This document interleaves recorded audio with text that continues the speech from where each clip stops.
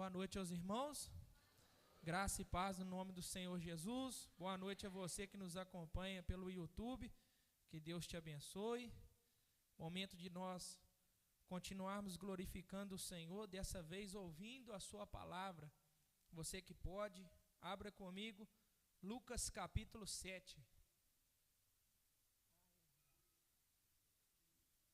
Lucas capítulo de número 7. Nós vamos estar lendo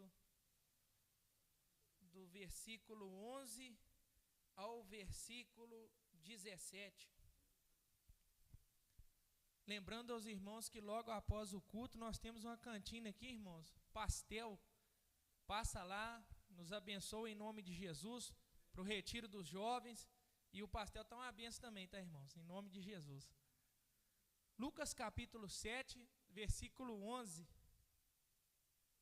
Diz assim: em dia subsequente, dirigia-se Jesus a uma cidade chamada Naim, e iam com ele os seus discípulos e numerosa multidão. Como se aproximasse da porta da cidade, eis que saía o enterro do filho único de uma viúva, e grande multidão da cidade ia com ela.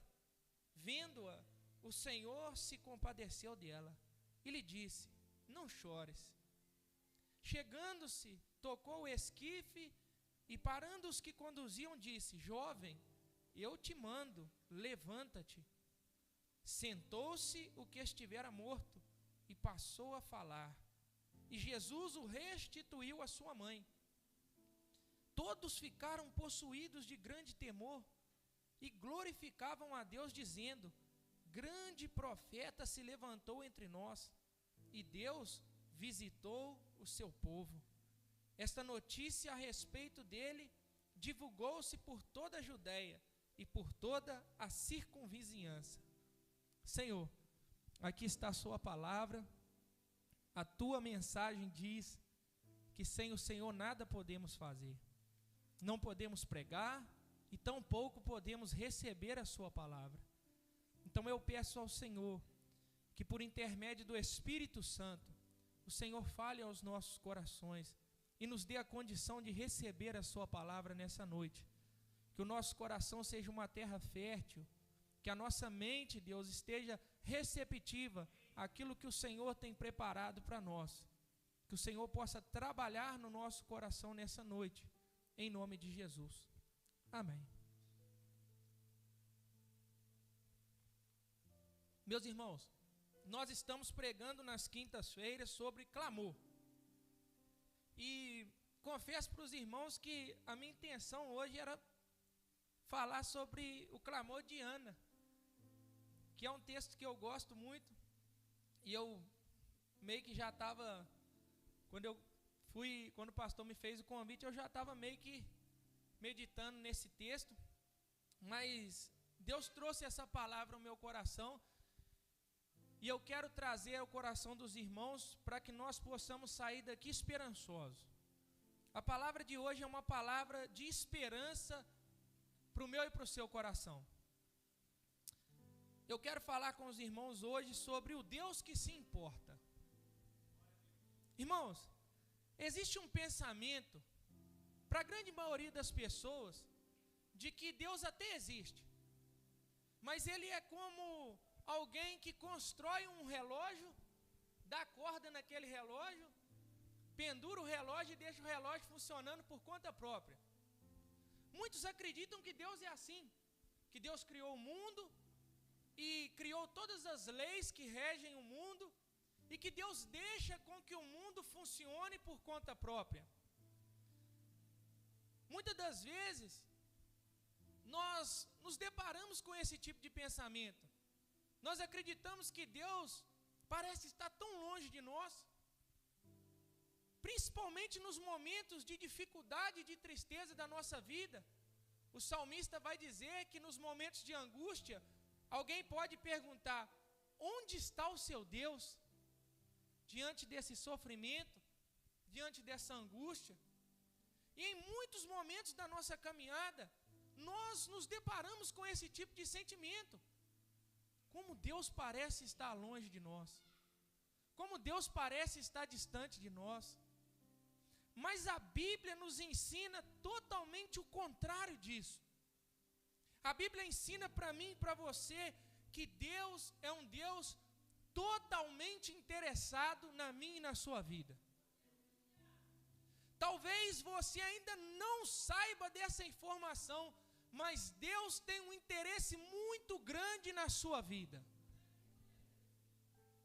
Meus irmãos, nós só podemos falar de clamor porque Deus se interessa por nós. Imagine comigo, se Deus não se interessasse pela minha e pela sua vida, não faria nenhum sentido nós clamarmos a Ele. Ele vai dizer para Jeremias, no capítulo 33, verso 3, clama a mim e eu te responderei. Deus está interessado no clamor de Jeremias. A palavra de Deus nos diz que o Senhor declara, buscar-me-eis e me encontrareis, quando me buscardes de todo o vosso coração. Ele está interessado em ser encontrado por nós. Deus se interessa por mim e por você. E o clamor só é poderoso porque Deus é quem escuta. O poder de um clamor não está em quem está fazendo ele, mas em quem está ouvindo. O sucesso da minha e da sua fé não está no nosso coração, mas está no alvo da nossa fé.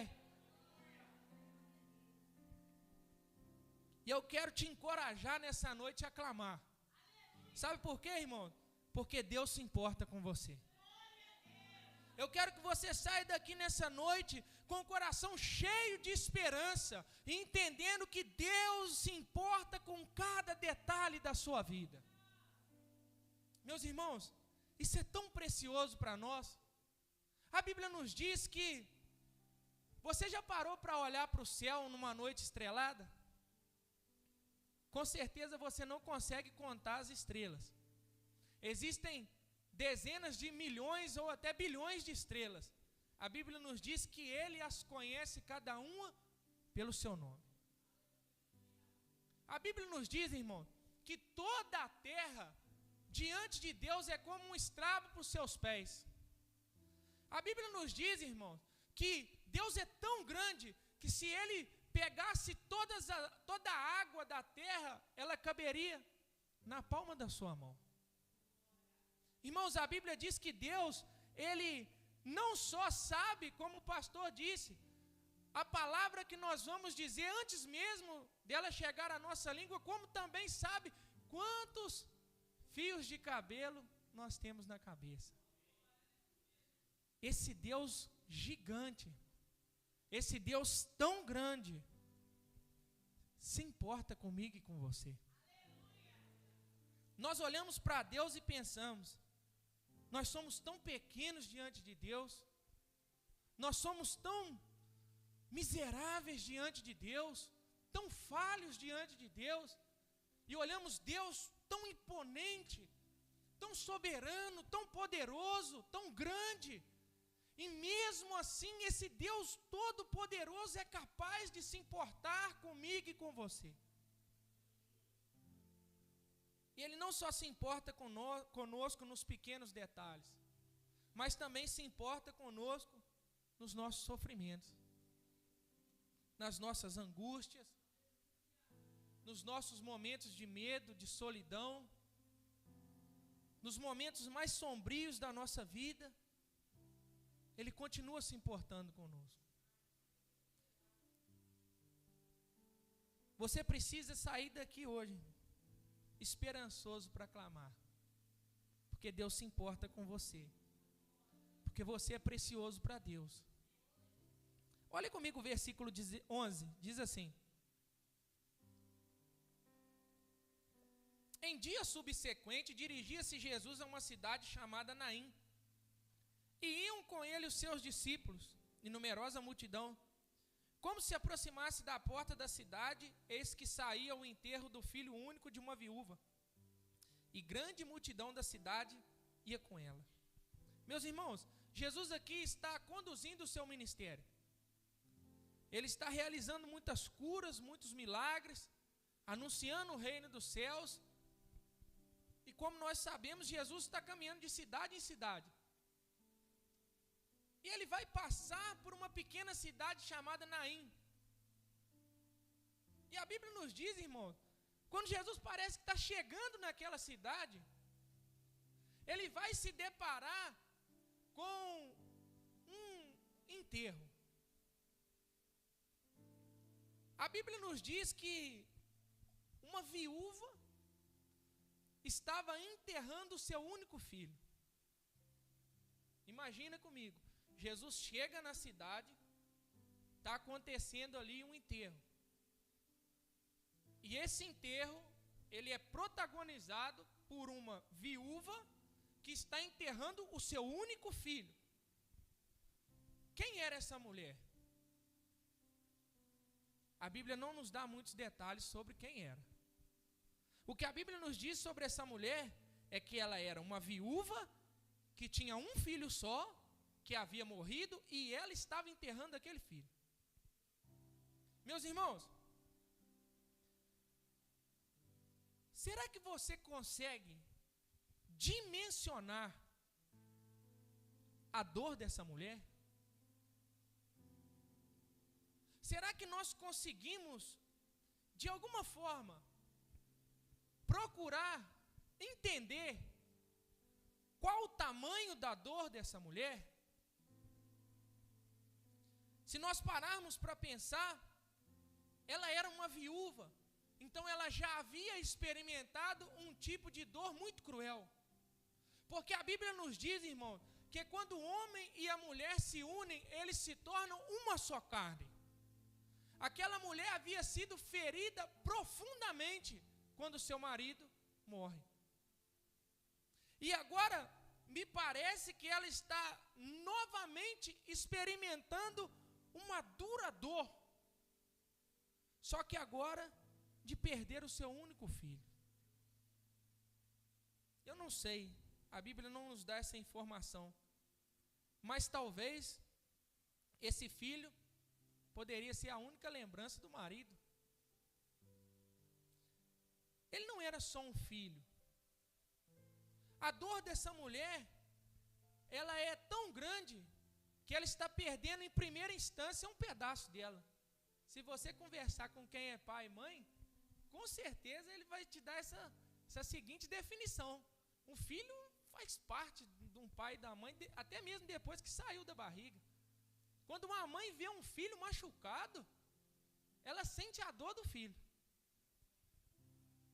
Essa mulher está perdendo um pedaço dela. E ela não só está perdendo um pedaço dela, o filho, mas ela está sendo condenada a uma vida de sofrimento até o último dia.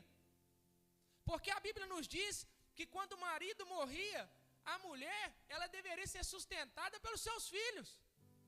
E ela não tem mais filho.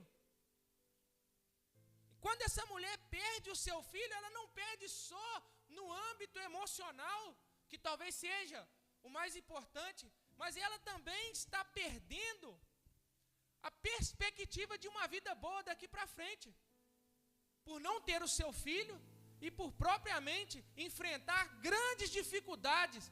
Nós estamos falando de uma época, irmão, onde a mulher não trabalhava, onde a mulher não tinha direito nenhum.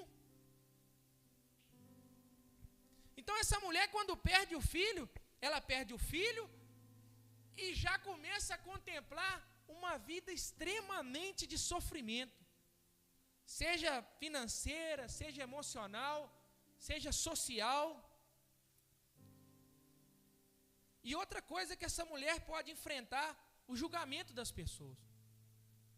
Porque talvez para muitos aqui, tudo isso esteja acontecendo na vida dessa mulher porque ela não foi fiel a Deus.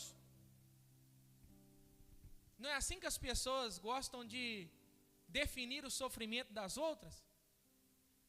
Está acontecendo isso, mas também não é fiel a Deus. não foi fiel a Deus. Então ela enfrenta um julgamento social. Essa é a condição dessa mulher. Mas observe comigo o versículo de número 13. Vendo-a o Senhor, se compadeceu dela e lhe disse: não chores. A condição dessa mulher é uma: até Jesus a encontrar. Meus irmãos, Jesus aqui, ele tem pelo menos 3 atitudes em relação a essa mulher que trazem esperança para o meu e para o seu coração. Primeira atitude: Jesus a vê. Meu irmão, no momento mais difícil da vida dessa mulher, os olhos de Jesus estão sobre ela. Sabe o que eu acho lindo nessa história, irmão? Que os olhos dela não estão nele, mas os olhos dele estão nela. Os olhos dela estão cheios de lágrimas, pela perda, pelo sofrimento, pela tristeza, mas os olhos de Jesus estão sobre ela. Porque Jesus a vê. Quantos momentos da nossa vida os nossos olhos não estavam em Jesus, mas os olhos dele estavam em nós. Quantos momentos da nossa caminhada nós estamos com os olhos em outra direção, mas os olhos de Cristo estão sobre a nossa vida. Como foi dito aqui, irmãos, quantos livramentos nós nem sabemos que nós tivemos, porque os olhos dele estavam sobre nós. Segunda atitude de Cristo com essa mulher, que traz esperança para o meu e para o seu coração: Jesus se compadece daquela mulher. Sabe o que significa se compadecer? É sentir a mesma dor. Jesus está sentindo a dor daquela mulher. O Deus Todo-Poderoso, que criou os céus e a terra, se envolve tanto com aquela mulher que ele é capaz de sentir a dor que ela está sentindo.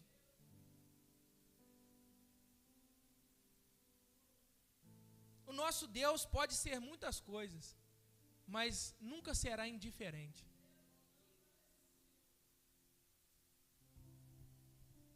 Jesus está intimamente preocupado com o coração dessa mulher. Jesus está intimamente preocupado com os sentimentos dessa mulher. Jesus está mostrando para mim e para você que o coração dessa mulher importa para Ele. Jesus está mostrando para mim e para você que até mesmo os dias que os nossos olhos não estão nele, ele continua se importando com o nosso coração. Jesus está dizendo para mim e para você que nos piores dias da nossa vida, quando o nosso coração está quebrado, Ele ainda se importa conosco.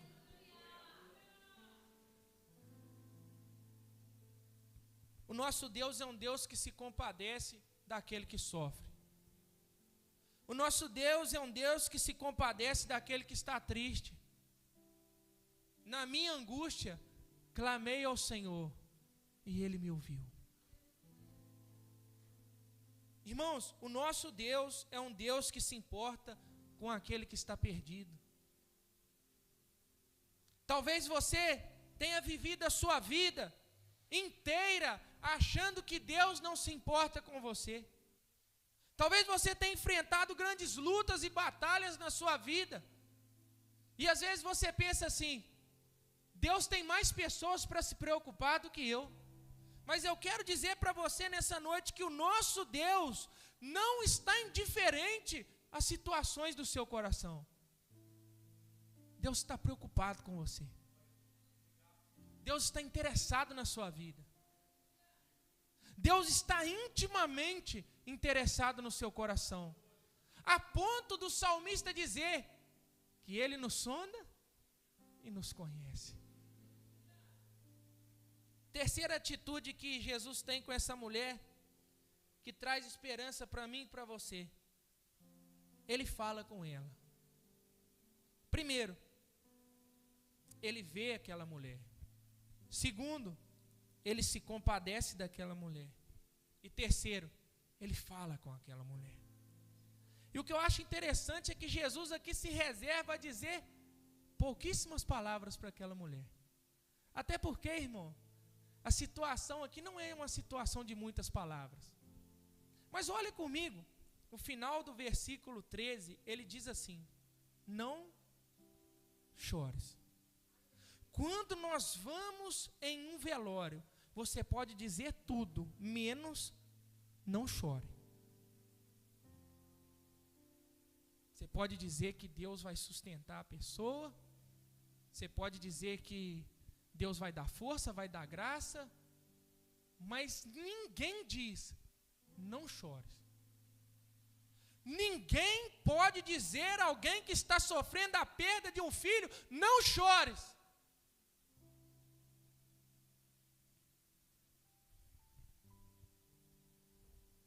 Apenas uma pessoa pode dizer isso. Apenas um homem pode olhar para alguém que está no pior momento da sua vida e dizer, não chores. Jesus Cristo. As palavras de Jesus para aquela mulher é o seguinte: você está enterrando o seu único filho, mas o que eu tenho para dizer para você é, não chores.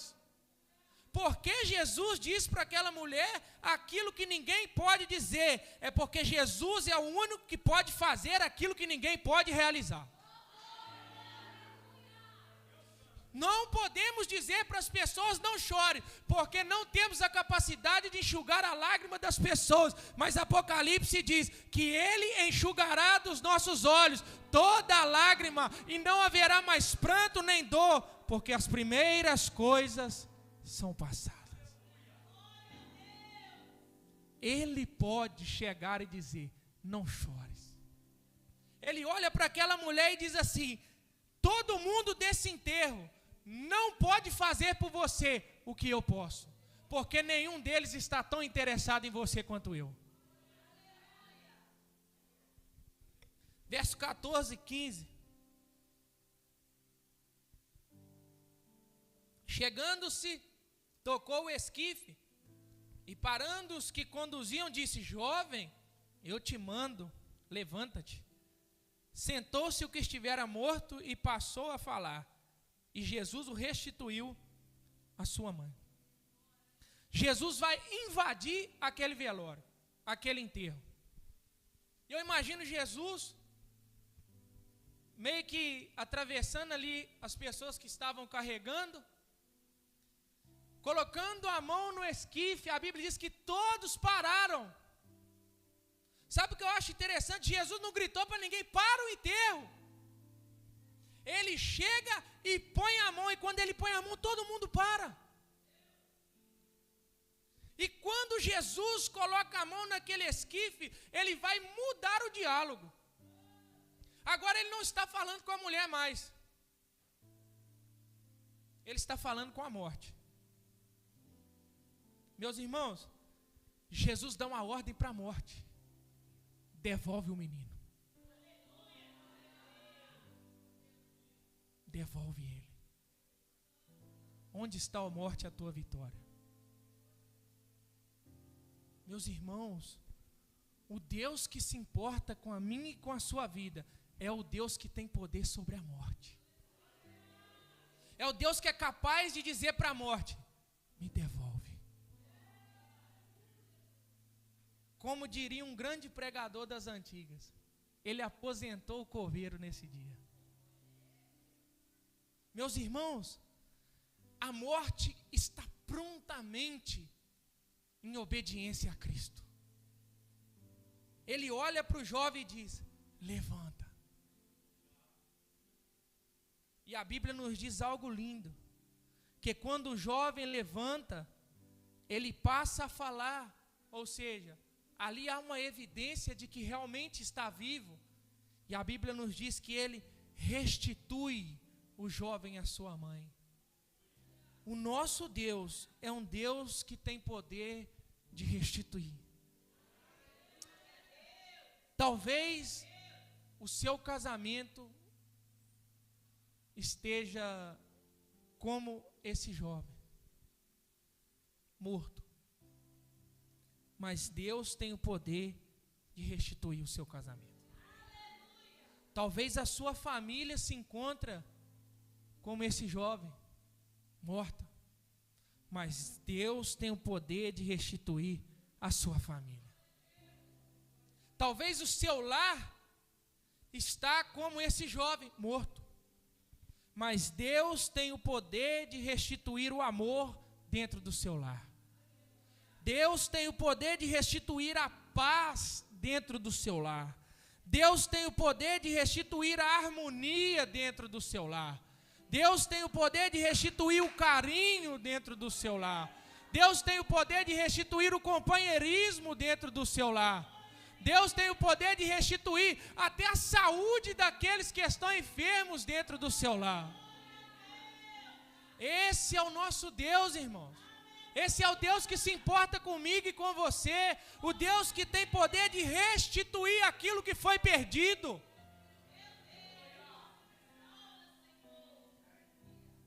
Ele restitui o filho àquela mãe. Agora imagina comigo. Uma mãe que está indo enterrar o seu filho, já está chorando, já não tem mais esperança, perspectiva, nada. E de repente alguém vai entregar o filho dela vivo nos braços dela. É isso que Deus faz, irmão. Esse é o nosso Deus. Esse é o Deus que nós servimos. Esse é o Deus que nos ama, que nos resgatou. Nós precisamos ter esperança na hora de clamar. Talvez nós estamos clamando, mas nós não cremos que o nosso clamor, ele pode ser respondido por Deus.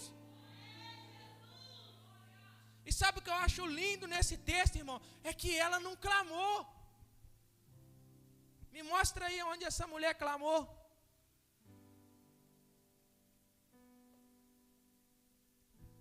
Estou brincando, irmãos. Ela clamou sim. Ela clamou com o coração. Ela clamou com o clamor mais importante de todos. Aquele que vem lá das entranhas. Aquele que as pessoas não podem ver. Aquele que as pessoas não podem ouvir. Mas o Deus Todo-Poderoso ouve.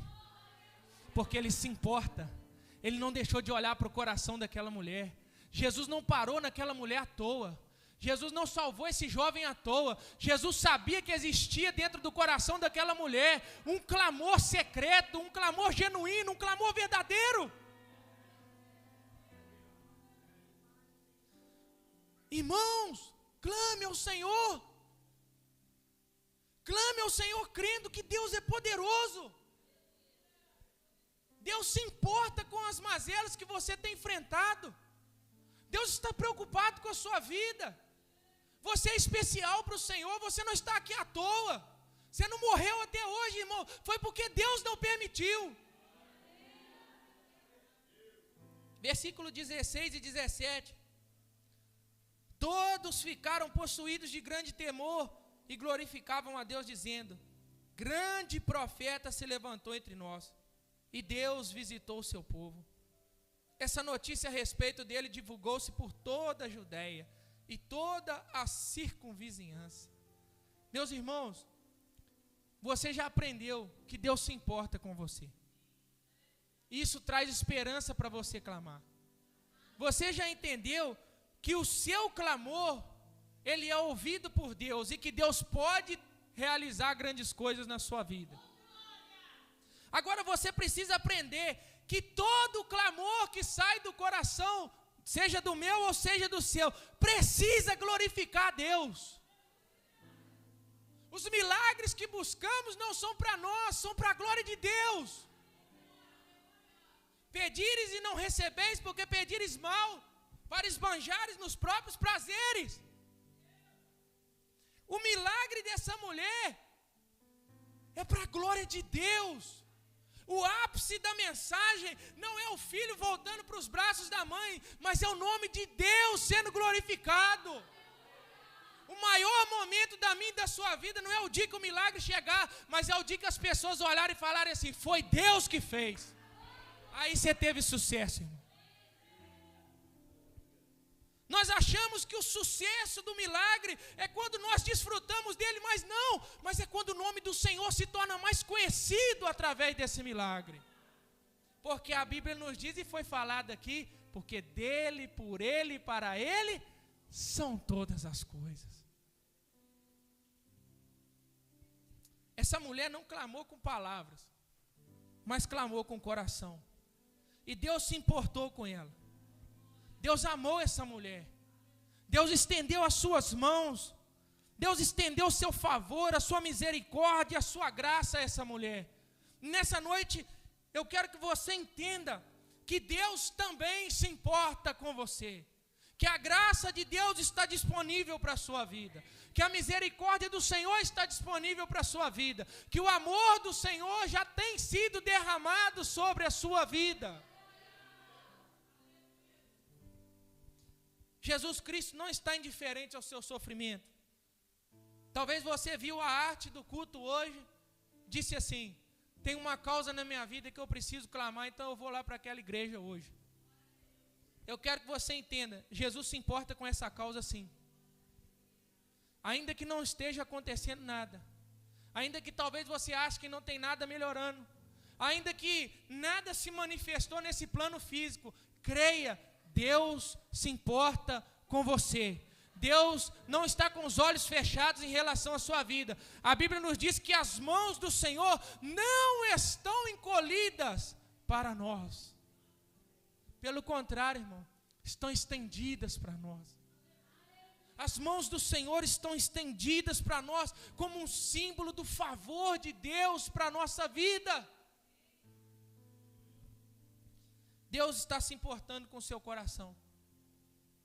Talvez seu coração foi ferido por pessoas.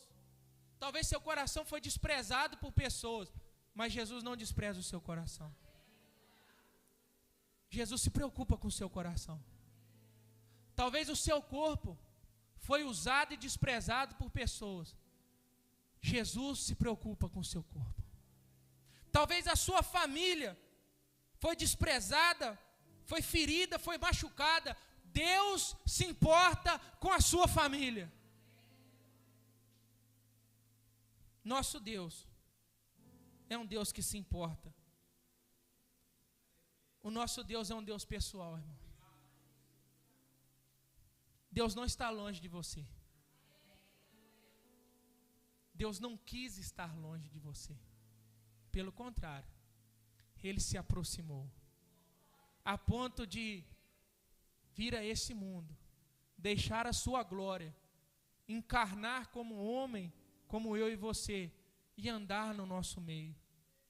E não só isso, nos disse que quando Ele partiria, enviaria um outro Consolador, alguém como Ele, para morar dentro de nós, o Espírito Santo de Deus. Deus se importa com o seu clamor.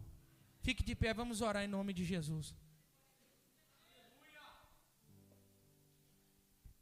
Senhor Deus e Pai, louvado e exaltado seja o nome do Senhor.